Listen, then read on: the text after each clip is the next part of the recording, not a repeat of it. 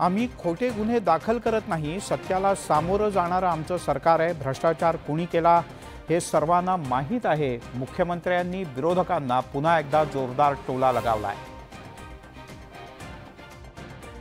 राज्याची उपराजधानी नागपूरमध्ये विधिमंडळाचं हिवाळी अधिवेशन होऊ घातलं। या अधिवेशनाच्या पूर्वसंध्येला शिंदे सरकारनं आयोजित केलेल्या चहापानावर महाविकास आघाडीनं बहिष्कार घातला। राज्यात शेतकऱ्यांच्यापासून बेरोजगारांपर्यंत सगळेच प्रश्न जनतेच्या समोर असताना या प्रश्नावर सरकार गंभीर नसल्याचा आरोप विरोधकांनी केलाय। राज्यातील कायदा सुव्यवस्था ढासळल्याचा आरोप सुद्धा करण्यात आलाय। आम्ही शेतकऱ्याला वाऱ्यावर सोडणार नाही, वाऱ्यावर सोडणार नाही, वाऱ्यावर सोडणार नाही आणि सर्व शेतकऱ्याला मात्र यांनी वाऱ्यावर सरकारने सोडून दिलं आहे अशी परिस्थिती महाराष्ट्रात आहे। आपण अशा सरकारबरोबर चहापान आम्ही का करायचं? शेतकऱ्यावर अन्याय करणाऱ्या सरकारबरोबर चहापान का करायचं? माता भगिनीचं संरक्षण न करणाऱ्या सरकारबरोबर आम्ही चहापान का करायचं? अवकाळी पावसामुळे झालेलं शेतपिकांचं नुकसान आणि दुष्काळाच्या मुद्द्यावरून सुद्धा सत्ताधारी आणि विरोधकांच्या मध्ये खडाजंगी होण्याची शक्यता आहे। महायुती सरकारकडे असलेल्या आमदारांच्या पाठबळाच्या तुलनेत विरोधकांच्याकडे संख्याबळ कमी असलं तरी विविध मुद्द्यांवरून आक्रमक असलेल्या विरोधकांच्यामुळे नागपूरचं थंड वातावरण तापण्याची शक्यता आहे।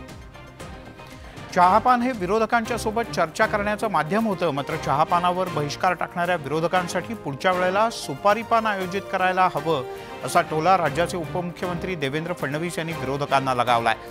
सरकार सर्व प्रश्नांवर चर्चा करण्यासाठी तयार असल्याचंही सत्ताधाऱ्यांनी म्हटलंय।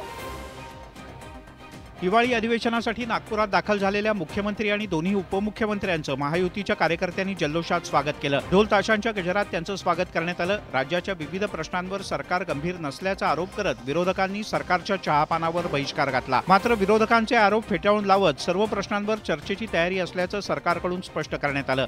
म्हणजे चहापान हे चर्चेकरता होतं, पण कदाचित विरोधी पक्षाचा स्वभाव पाहता पुढच्या वेळेस सुपारी पान ठेवावं लागेल, म्हणजे कदाचित ते येतील। पानाच्या कार्यक्रमाच्या ऐवजी आमच्या लोकांच्या मनात असं आलेलं आहे की पुढच्या वेळेस यांना सुपारी द्यायचाच कार्यक्रम ठेवायचा, चहा पानाच्या पान सुपारीचा कार्यक्रम ठेवायचा। खरं म्हणजे एक जो कॉन्फिडन्स लेवल गमावलेला विरोधी पक्ष कसा असतो तो या आजच्या पत्रकार परिषदेमध्ये आपण पाहिलेलं आहे। पावसामुळे झालेलं शेतीचं नुकसान आणि दुष्काळाच्या मुद्द्यावरून सुद्धा सत्ताधारी आणि विरोधकांच्या मध्ये खडाजंगी होण्याची शक्यता आहे।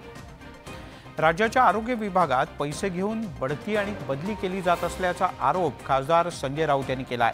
या प्रकरणी आपल्याकडे ठोस पुरावे असल्याचा दावा विरोधकांनी केलाय, तर सत्ताधाऱ्यांनी आरोप फेटाळून लावले आहेत। हिवाळी अधिवेशनात आरोग्य खात्यातील बढती आणि बदल्यांचा विषय गाजण्याची शक्यता वर्तवली जाते। त्याचे संकेत ठाकरे गटाचे खासदार संजय राऊत यांनी दिले आहेत। आरोग्य खात्यातील बदली आणि बढतीसाठी पैसे घेतले जात असल्याचा आरोप राऊत यांनी केलाय। तसंच या प्रकरणी 3,500 पानांचे पुरावे मुख्यमंत्री एकनाथ शिंदे यांच्याकडे पाठवले असल्याचा दावाही त्यांनी केलाय। विरोधकांच्या या आरोपांवर तानाजी सावंत यांनी सावध प्रतिक्रिया दिली आहे। सगळे पुरावे म्हणजे कोणी किती पैसे दिले आतापर्यंत आपल्या निवडणुकीसाठी, बढतीसाठी, बदलीसाठी, पदासाठी, त्याचा एक तक्ताच त्यांच्याकडे पाठवून दिलेला आहे। माझ्याकडे आलंय पत्र, त्याची आता उद्या अधिवेशन चालू होतंय। माझ्या घरातलं सुनबाई ॲडमिट आहेत थोड्या, मी तिकडे निघालोय आम्ही। त्याच्यावरती सविस्तर उद्या पत्रकार परिषद घेऊन त्याच्या प्रत्येक पॉइंटला त्याच भाषेत उत्तर दिलं जाईल। आरोग्य खात्यातील बदली आणि बढतीच्या प्रकरणावरून हिवाळी अधिवेशनात वादळ निर्माण होण्याची शक्यता नाकारता येत नाही। मराठा आरक्षणासाठी मनोज जरांगे पाटील यांचा झंझावाती दौरा आणि बैठका सुरूच आहेत। त्यातच त्यांनी ओबीसींच्या मधून आरक्षण घेण्यावर ठाम असल्याचं पुन्हा एकदा म्हटलंय। मराठा समाजाला आरक्षण 2 दिवस उशिरानं मिळालं तरी चालेल असंही त्यांनी नमूद केलं।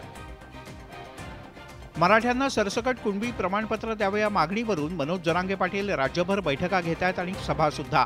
मराठा समाजाला सरसकट आरक्षण मिळावं आणि ते सुद्धा ओबीसी मधूनच आरक्षण मिळावं यावर ठाम असल्याचा पुनरुच्चार मनोज जरांगे पाटील यांनी केला। 23 डिसेंबरच्या आत मराठ्यांना, महाराष्ट्रातल्या सरसकट मराठ्यांना ओबीसी मध्येच आरक्षण पाहिजे, तेच आम्ही मिळवणार आहे। त्याशिवाय आम्ही मराठा समाजाला आरक्षण 2 दिवस उशिरानं मिळालं तरी चालेल असं वक्तव्य जरांगे पाटील यांनी केलंय। यवतमाळमध्ये ओबीसी बांधव आणि 12 बलुतेदारांच्या सोबतच्या बैठकीत ते बोलत होते।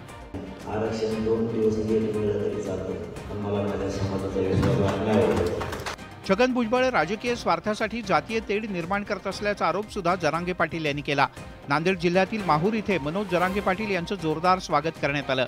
आज मनोज जरांगे पाटील माहूरला आले त्यावेळी जेसीबीतून फुलांची उधळण करून जरांगे पाटील यांचं माहूरमध्ये जंगी स्वागत झालं। सर्वच मराठा कुणबी प्रमाणपत्र घेत आहेत, त्यामुळे मराठा समाजच शिल्लक राहणार नाही असं परखड मत मंत्री छगन भुजबळ यांनी मांडलंय। मागासवर्गीय आयोग आता मराठा आयोग झालाय आणि जात पडताळणी करताना सुद्धा दादागिरी केली जाईल असा आरोप त्यांनी केला। राज्य विधिमंडळाच्या हिवाळी अधिवेशनासाठी मंत्री छगन भुजबळ यांचं नागपुरात आगमन झालं। यावेळी त्यांनी पत्रकारांशी संवाद साधताना सगळेच मराठा समाजाचे लोक आता कुणबी प्रमाणपत्र घेत आहेत आणि ओबीसीमध्ये येत आहेत, त्यामुळे मराठा समाज महाराष्ट्रात शिल्लकच राहणार नाही, सगळेच कुणबी होतील असं वक्तव्य केलं। सगळेच मराठा समाजाचे लोक जे आहेत ते कुणबी सर्टिफिकेट घेत आहेत आणि ओबीसीमध्ये येत आहेत, त्याच्यामुळे आता मराठा हा महाराष्ट्रामध्ये शिल्लकच राहणार नाही, सगळे कुणबीच होणार आहे।